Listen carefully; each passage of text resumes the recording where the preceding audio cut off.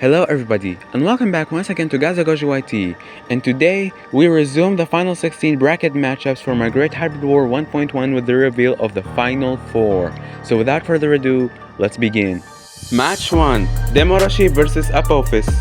Now to start things off, Apophis takes duration considering that he is much faster and more agile than Demoroshi and has a very devastating arsenal of weapons that can make light work of the Indam 2.0, allowing him to kill her much faster. But Demoroshi does take health, courtesy of his overpowered armor set and large tanky frame that allows him to take a lot of hits without getting much damage. Battle IQ goes to Apophis considering that his intelligence is on par with mammalian predators in comparison to Demoroshi, who has an intelligence on par with reptilian predators. As for wind frequency, it's a tie. As mentioned in the previous episode with Nero 2.0 vs Demoroshi, Apophis can finish off the Indam 2.0 much more quickly, with his armor being enough to make the damage that he receives very minimal, whereas Demoroshi can tank a lot of damage without receiving much critical injury, but would take a lot of time in order to land that one critical hit he needs. But as soon as he lands it, it's game over for my Indam 2.0. And for the winner of the fight, Apophis takes it for the same reason that Nero 2.0 managed to beat Demoroshi in their face-off. And with that, the final scores are set. Apophis and Demoroshi tie with a score of 70% for each, Demoroshi taking it for 30% from health and 40% from wind frequency in comparison to Apophis, who takes 20% from duration, 10% from battle IQ, and 40% for wind frequency, meaning that both get a 90% for their final scores courtesy of being equally adequate Indam 2.0 killers.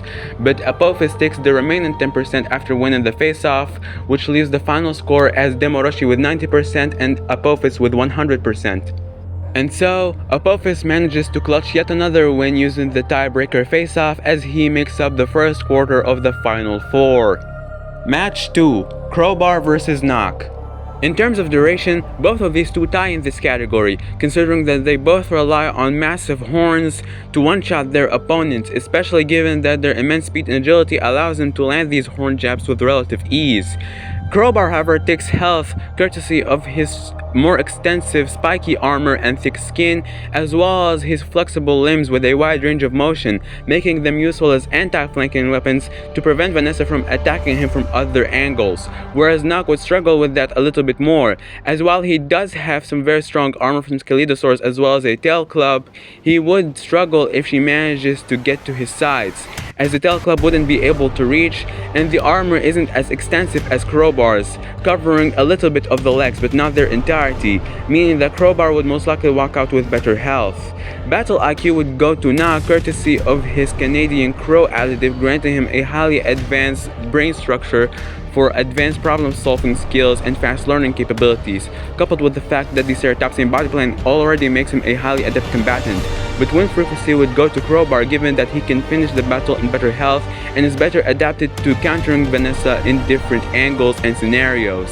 As for the face-off, Crowbar takes this mainly because of his Discocarex cranial dome, which can act as an anti-horn weapon, effectively shattering Nock's horns and leaving him defenseless as Crowbar easily gains the upper hand and wins this fight. Now let's look at the scores.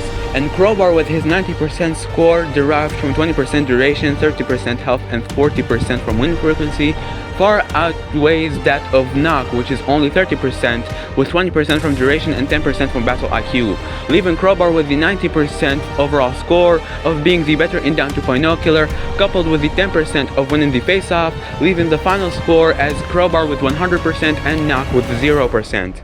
Now you understand why I called Crowbar a sauropod that beats Ceratopsians in their own game, as Crowbar manages to knock out Nock from this competition and establish himself as a part of the Final 4. Match 3, Maximus vs Bastion 2.0. Now we move on from 2 David vs Goliath battles to 1 Clash of the Titans. But who will prevail? Let's find out. So starting off, Bastion 2.0 takes duration courtesy of his ability to leverage sonic attacks and skunk spray to disorient Vanessa, leaving her incapacitated long enough for him to finish her off with a powerful tail club strike. He also takes health courtesy of his powerful armor that makes it to where he's pretty much undamageable despite the fact that he is smaller and has less endurance than Maximus. And it doesn't stop there, as he also takes battle IQ courtesy of the salmon-crested cockatoo genome, which grants him heightened intelligence and an advanced strategic acumen, to fight tough Vanessa, not only using brute force, but also with a little bit of brains. And win frequency is a tie, as quite frankly, both of them being Sauropods grants them a near 100% win rate against my hybrid, who has not much to offer against these Goliaths. As for the face-off, it could really go either way, as from one end, Bastion 2.0 has a smaller size and better equipment, which could allow him to land more hits, and with that axe-like tail club from Andodontosaurus, he could potentially cripple or outright kill Maximus if he manages to hit a vulnerable spot. But on the other hand, Maximus with his larger size and strength could potentially overpower Bastion 2.0, and with that sharp beak of his, he could penetrate that armor with a powerful peck that, if landed in the right spot, could outright kill Bastion 2.0.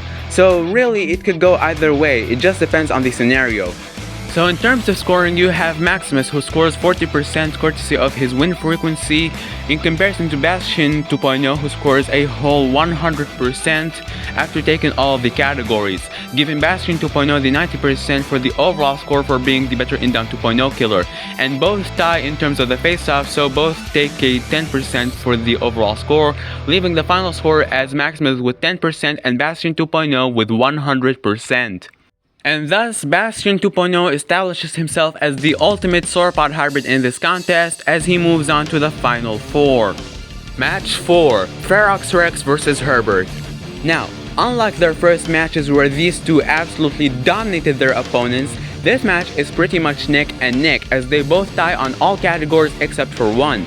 First off, they tie in duration, considering that they're both very fast and agile and can keep up rather easily with my Indown 2.0, with some devastating armaments to make light work of her, in addition to tying on health, given that they're both well armored with sharp osteoderms that cover nearly the entirety of their bodies, as well as having some very robust frames which allow them to walk out of the fight with minimal damage. They both tie on win frequency as well, they can both finish off the Indown 2.0 equally as fast and in great health.